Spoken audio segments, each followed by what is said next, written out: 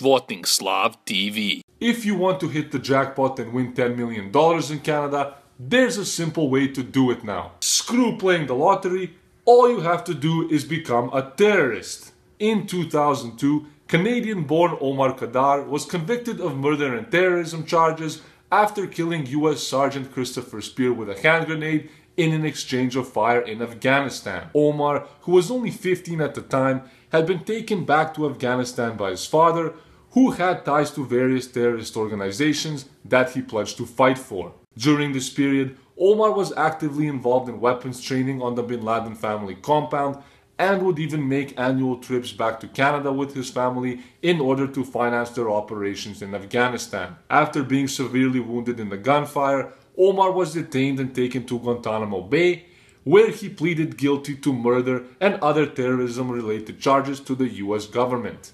Omar claims that both his confession and subsequent guilty plea were obtained via torture by US and Canadian government officials during his 10-year detention at Guantanamo Bay. In 2012, Omar was transferred back to Canada, where he served the remainder of his sentence in various Canadian prisons up until his release on bail 2 years ago. I would like to thank the Canadian public for trusting me and giving me a chance. In 2014, Omar relaunched a civil suit against the Canadian government, alleging that it had violated a number of his charter rights. Just 2 days ago, Trudeau's Liberal government settled the Canadian lawsuit by offering Khadr a $10.5 million payout. Can you explain to Canadians why Omar Khadr should receive $10 million and why should you get the same amount, if not more, than Mayor Arargat?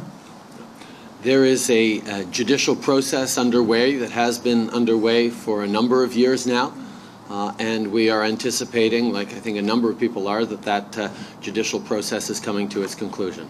While there are just so many things wrong with this, perhaps most troubling is the fact that neither the US or Canadian legal processes are complete, and the fact that the Canadian government rushed in to pay $10.5 million to a convicted terrorist.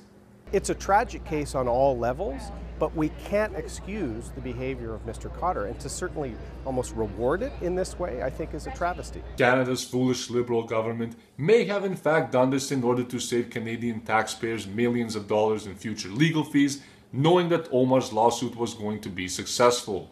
Another more likely reason is that nice hair boy Justin Trudeau and his caucus simply didn't want to face criticism and questioning on this very difficult matter. Through this entire fiasco, Canada has also set the precedent that Canadian citizens who travel abroad to engage in terrorist activities may in fact get off the hook. Had Omar not been detained in 2002, I think it's safe to assume that he would have continued living down a path of terrorism, hopping between Afghanistan and Canada, as do many ISIS militants who reside in the UK. His father was the Egyptian-Canadian Ahmed Saeed Khadr, who ran orphanages in Pakistan and Afghanistan through the 90s, where he eventually joined up with Al-Qaeda.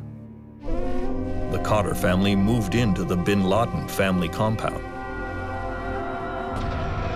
Similarly, I have never supported the US and Canadian invasion of Afghanistan and don't agree with globalist Canadian politicians rewarding the terrorists that are a product of their own selfish wars. Canada failed him. Canada was complicit in what happened to him. Canada contributed to his human rights violations. We absolutely do owe him redress and an apology. While I don't support the idea of using child soldiers in combat, I do fully support the idea of tougher punishments and deportation of citizens who choose to engage in terrorism domestically and abroad. With thousands of veterans starving in Canada's streets, one is only left wondering why the Canadian government is providing such generous rewards to terrorists instead of the people back home who need it most.